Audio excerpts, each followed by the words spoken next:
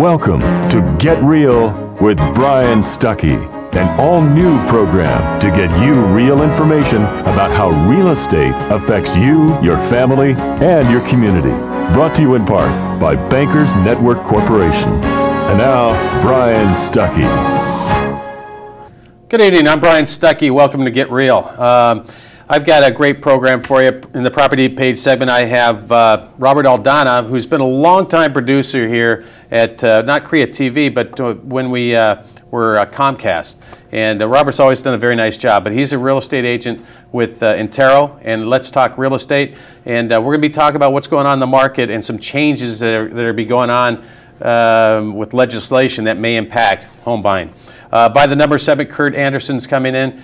He's with Anderson Architecture. We're going to be talking about building permits, which are very, very important to have, especially if you're adding on to your property, and we're going to be talking about that. In the weekly spotlight, Charlene Beasley with Beasley Insurance. We're going to be talking about a number of things, and that would be if you're an individual and you've got you need insurance, then what plans are available to you? And even if you're left your company, what plans are available to you? What options do you have as well? So Charlene will be telling us about that. And then a lifestyle segment. I'm excited to introduce you Heidi Hanson, who's going to be one of our reporters for the lifestyle segment, and we'll talk about some of her ideas. But first, in the property page segment, Robert Aldana.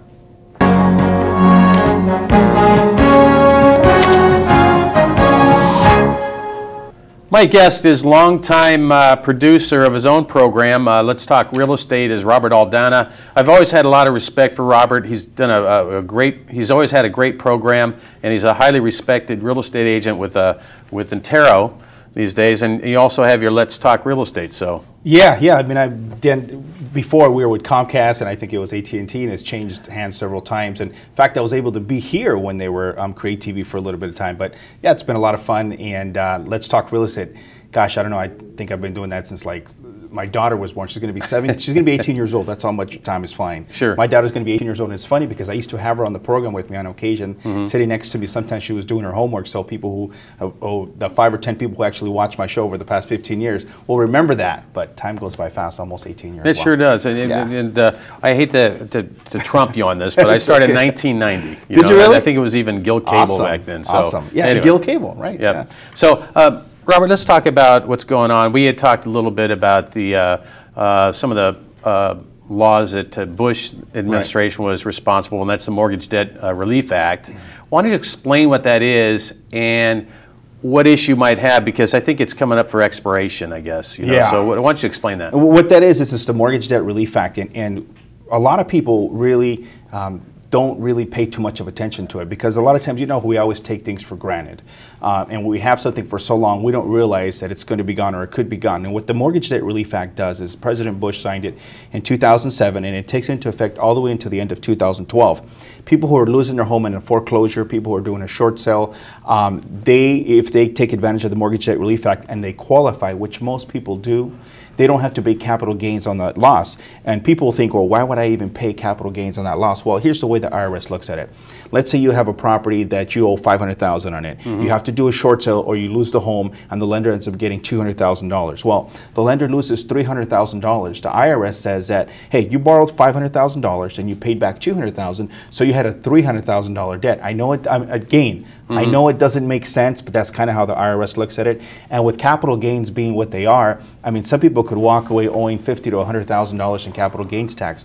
But the Mortgage Debt Relief Act allows you to walk away, if you qualify, again, most people do, without having to pay capital gains taxes. And because it's expiring, Brian, the end of this year, I believe that unless Congress extends it, it's going to create like a little bit of a tidal wave of people who are finally saying, okay, I've been trying to do a loan modification for the past 2.5 years. I haven't made a payment in the past 6 months to a year. I owe $500,000. The home is worth $300,000. I think you're going to see a lot of people that are going to start getting into the market and say, okay, it's time for me to really fish or cut bait. And I think that decision for a lot of people is happening now. And Sacramento Bee just came out with an article that pretty much highlighted everything we're talking about here today.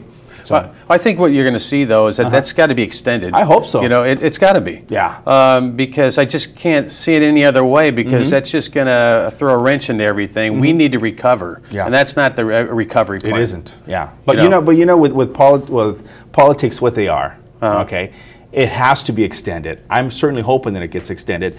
But in reality, I think we have to act with what we have today. Okay. And what we have today is that it's expiring into the year. If it gets extended, fantastic. That's a great thing. But we got to work with what How do you look at 2012? I think 2012 is going to be a year of the buyer and a year of the short sale. For various different reasons, people are finally coming to grips with, like I mentioned earlier about a minute and a half or two ago, people are coming to grips with, I'm not going to get a loan modification. Even if I get a loan modification, it's going to be a couple, 3 years. It's time to do something. They get a get out of jail free pass with a Senate Bill 931 and Senate Bill 458, which basically allows people to sell their home as a short sale without having to pay the difference to the first, second, or third lenders, even if they refinance and it's a recourse loan. So you put that and the Mortgage Debt Relief Act together, you're going to have a lot of short sellers coming into the market. So that's one thing. Second thing is I think this is the year of the home buyer. Look at the rates, Brian. Yeah, under 4% on a 30-year fix. Come on, you kidding me? So interest rate under 4%.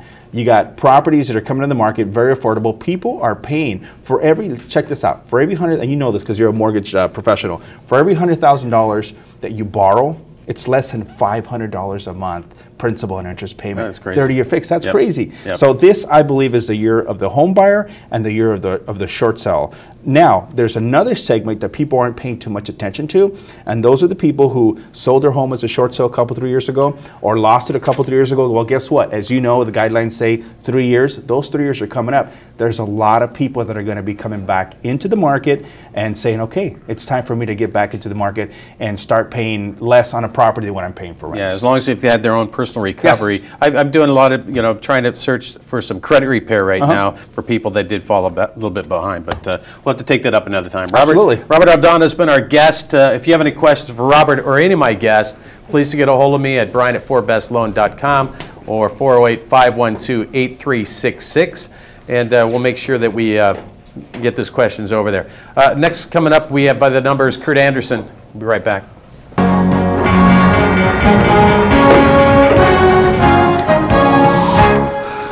My guest is Kurt Anderson, and we're going to be talking about, Kurt, today building permits, and again, this kind of on the tail of what we talked about last week is about building, and you need permits, especially. I hate to go here, but I have an office at my home. I have a home office that doesn't have permits, and I hope nobody's watching right now. But it's like, but it's not necessary. I was told by not an architect, but a designer. But I did when I added 130 square feet onto my master bedroom. I definitely need a permit. So when do you get a building permit? Well, Brian, quite frankly, excuse me, anytime you build anything, any modification to your house, you need to get a building permit. And the reason why is this, because if you ever sell the property and you don't have the inspections and the permits, you're going to go have to do a retrofit or a retro permit. And the city, whichever city it is going to charge you a bunch of money and put you through a lot of hoops to do it. So it's much better to do it right the first time. Yeah, I understand that. I kind of just busted myself a little bit. I'm comfortable with that because it's a garage, and I think anybody that wants to move into my house anyway is going to take the 3 walls that are there and knock it down anyway, easily. So, but you're saying even with that, you should probably have a permit? Of course, you're an architect. Well, of course. So, now, what codes govern the building process here in California? Construction in California is governed by what they call the California Building Code. Okay. And that is a new code. It's a derivative of the International Building Code, which was adopted by the whole United States 3 years ago. So that same code affects everybody in the United States, except each regional area has its own particular emphasis. California, we got seismic. Florida, we got wind. In the Midwest and the upper states, you've got snow. So they have all different emphasis on that for that particular location. So the building code really has to do what it does. It protects life, safety, and welfare of the occupants. So it really has to do, it's all about making sure that people in that building are safe, that structure is safe. Okay. So it has to do with the electrical. So if the wire's not done right, it causes fire, the structure catches on fire. Plumbing, you get water leak. Water's the worst damage in a structure there is. Structure has to do with whether or not the building's going to fall down in an earthquake or a big wind. All of these factors are part of the building code. What's interesting is that I've had real estate attorneys on the program, and they specialize in construction. And there was I remember Gary Redenbacher was on, and he was talking about sometimes with the building that these contractors are putting up, they're so airtight that sometimes they need airflow in there, and that creates a mold situation. You ever run into that? Well, actually, it's interesting to bring that up because a landscape architect is a very dear friend. I just purchased a new house in San Diego. And the house is so airtight, when he puts a fire in his fireplace, the house starts smoking and sets off the smoke alarms and the carbon monoxide alarm because he's not getting enough air to filter or to feed that fireplace for the combustion. And I just spoke on the phone this afternoon, and what I've told him, he's going to have to actually punch into the back of his fireplace to create natural oxygen to get into that fireplace for the fire. Otherwise, you're going to have those problems. And mold is an issue, again, when we were talking about water infiltration. Mold and no oxygen water and no oxygen creates a ton of mold. And mold's a big issue, Brian. You know, it's a big issue. It is a big issue, and so so that's one of those things that evolves. We didn't know it was a big issue, as like asbestos, until they had medical, information indicating that it was a problem. And there are companies. There are companies that will come out and test your structure for mold. They've got these different machines that can read that. And it's very important. If you're in the middle of the winter and you can't clear your lungs, you've got a cough all winter, that's probably from a mold infestation. So you need to have that checked. Okay. What kind of information is needed in order to get a permit? Well, for a building permit, what the city's going to require is your basic set of plans. Site plan, floor plans, elevations. In addition to that, you're going to have to do all the structural plans. You have to do a Title 24 analysis, which is an energy analysis of how much energy the building consumes. It's part of the code requirements. You have to have structural calculations, and potentially you could have a civil engineer involved, could have a landscape architect involved, depending on the extent of the work. So there's a whole ton of information required for a building permit, depending on the scope and the complexity of the project. Yeah, and the cost is you couldn't put a finger on it right now. It's also based on the size of the project. And the city. All the costs are different. Okay. Now, I imagine you're going to have access to all this information. Somebody needs to sit down with someone like yourself in order to, because you know all this stuff. I can't imagine somebody who's a novice trying to make all these, to comply with all these different regulations and everything. I can tell you some stories. Yeah. Most of this information is online in all the different cities. Okay. But to get through the web pages, as you know, can be very difficult. You really need to hire a professional that does this.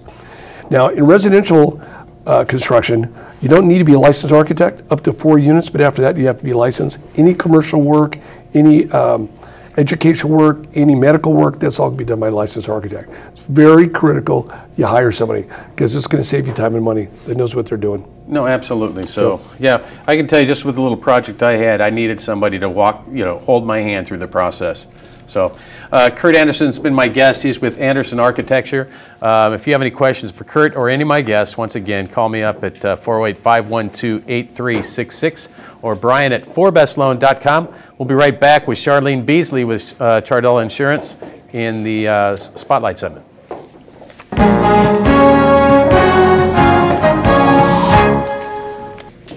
My guest is Charlene Beasley with Beasley Insurance. She's the owner there. And this is a tricky one for me, Charlene, because, welcome, by the way. Well, thank you for having me here today, Brian. I'm glad to be here. Well, it's nice having you. And you've done some work for me in the past, I thought you did an excellent job, by the way. That was a different environment then. And now we got, a shifting environment. We won't get into it, but the Obamacare thing. All this, I've been self-employed for all these years, and there's some people, and I want to address that in a moment. There's also people that have been employed and they lost their job. And so I want to talk about them as well. So first of all, as a novice, this person who's just trying to figure out what's the best plan for himself being a single man, what kind of individual plans are out there that you would suggest to people in general if they're independent contractors? Okay. Well, Brian, I am actually an independent broker, so I deal with several carriers, all the major carriers. And so when I talk with someone like yourself, what I do is I find out what your needs are, what your budget is, and I look at all the different plans because there are so many plans out there that it can be quite confusing for the person to come. And so I like to look at the how much, there's out-of-pocket amounts, there's deductibles, so I have to go over all of that, you know, with my clients, help them to find the best plan possible. Now, there's a lot of people are going online now, but when they go online, they don't have anyone to help them, so they could put themselves in the wrong plan. Sure. Now, with legislation, all the plans are the same rates if you go online or if you go with a broker. Okay, so it's the same rate, but what a broker does is they provide the service. What they become is your advocate. Sure. Before, during, and after the application and the process is completed. As long as you have the plan, with a broker like myself, we are your advocate as far as if there's any claim issues, with the way that the market's changing right now, plans are constantly changing. Carriers are constantly changing their plans, changing their benefits, adding new plans.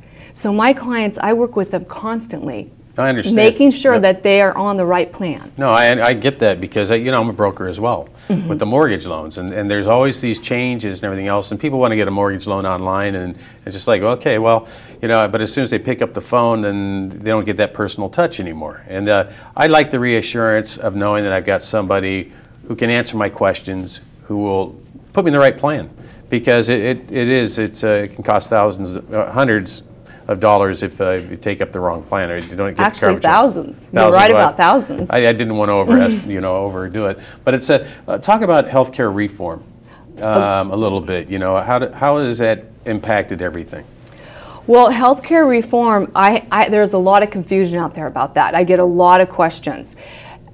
They ask about the dates on that. Healthcare reform is not officially going to be passed until 2014. Okay. However, there's already been things that have been passed. In 2011, preventative care is no charge any longer. So anybody that's on a health insurance plan can get their preventative care at no charge. Sure. Yes, and then another thing that was changed was the lifetime maximum.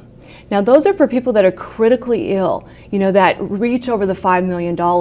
Those people could get dropped. But now, after the judgment in 2011, that has been dropped. Okay.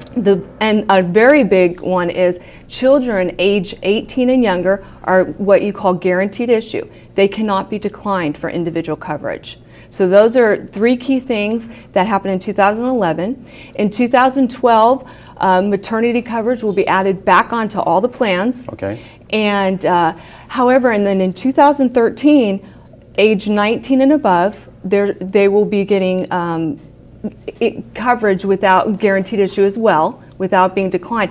That's coming up in 2013, though. Well, and let me let you know, though, it is going back to the Supreme Court this summer. Okay. So nothing is written in stone at this point. Well, I was going to say, it seems like it evolves, and we're in a political year. We're in a presidential election year. So there's always a lot of pressure when it comes to health care. What are their plans for health care? And so it's funny because you might have, you're projecting 2013, 2014, whatever, but then there might be lawsuits that are going to block certain things, you know, and what have you. I want to talk about, Charlene, too, is that, you know, I'd love to spend the whole time talking about me because I'm self-employed and everything else, but there's people that were laid off and they take these plans, COBRA plans, that from the company. Why don't you explain the COBRA plan, and then is there alternatives to it? Okay. I deal with a lot of people on COBRA, and many people don't realize there's another option for them, and the other option is to go on an individual plan. Most times when they are laid off, they get offered that package and they go on that package.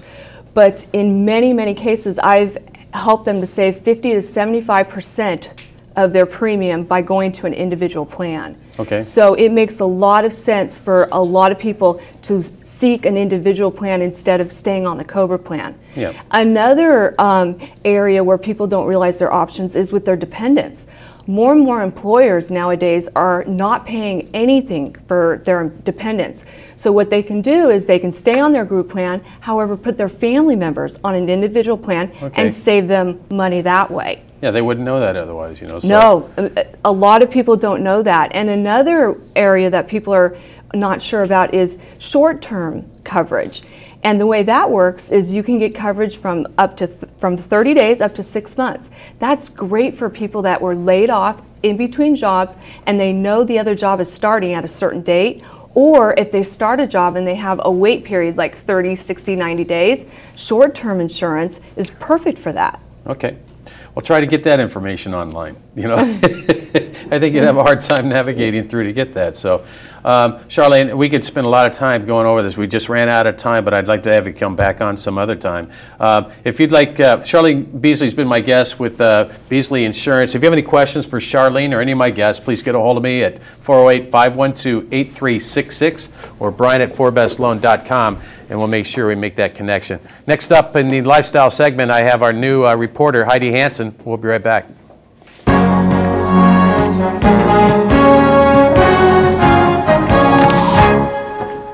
My guest in the lifestyle segment is going to be the creator of the lifestyle segment. Her name's Heidi Hanson, and I've known Heidi since she was a wee little girl, and so I'm excited about how she's grown into being my reporter here at Get Real. So Heidi, thanks for coming on. Yeah, thank you for having me. Yeah. So the lifestyle segment is always something, and people don't realize that, because when they see my show, I do have a lifestyle segment, and it's usually me talking, a bunch of talking heads talking about whatever, and but in the past I've always had somebody who's a correspondent like yourself and goes out and gets the story or shows something, what lifestyles that we have here in California. So why don't you talk a little bit about some of the ideas you have that we can expect to see?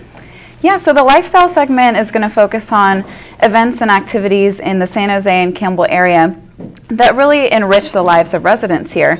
So some of the things that I wanted to highlight are some great activities that residents may not be aware of. Mm-hmm. One of the first segments that we're going to do is actually at the Rodeo Club in San Jose, and that's great for music lovers to come and experience live music from Nashville recording artists, straight out of Nashville, and they really get that up close and personal experience with the live musicians. Now, do you have a bias towards country western music by chance?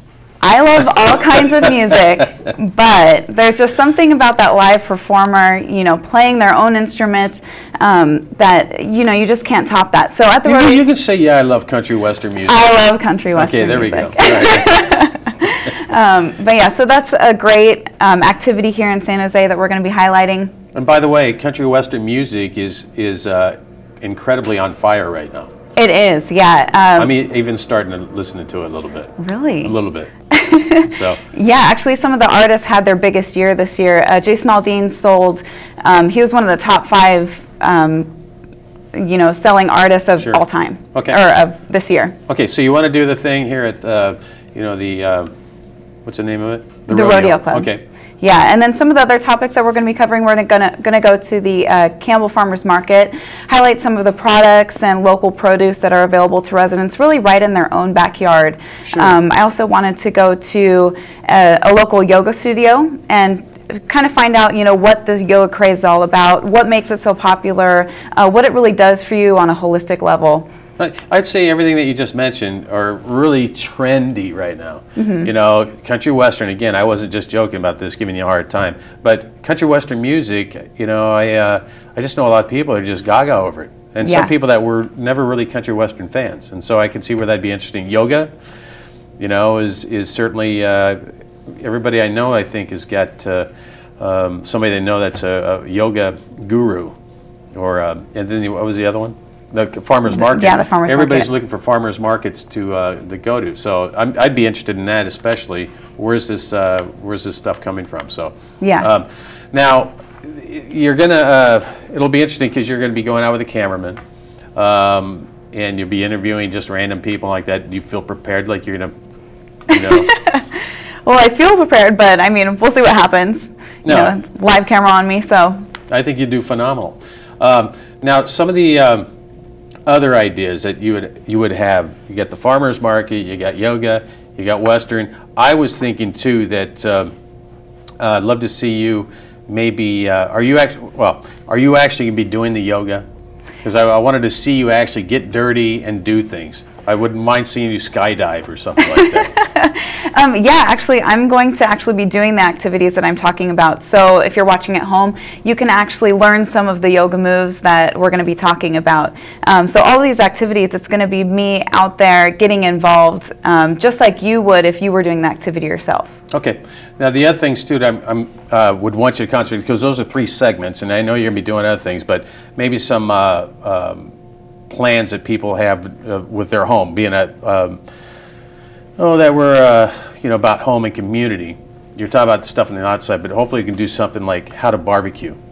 I would love to.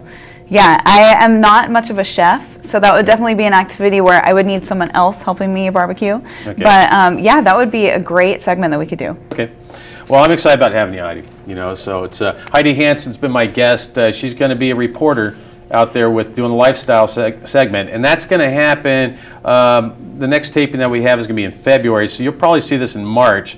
And trust me, people enjoy looking at Heidi much more than like me. I know that's hurtful to my ego, but that's the way it goes. So I do want to mention also that now shifting gears is a great time to refinance and purchase homes out there. Interest rates are low, so in the by the numbers segment and the property page and everything else doing with real estate, this is a great time to call your broker. You need to ask me any questions, feel free to do that.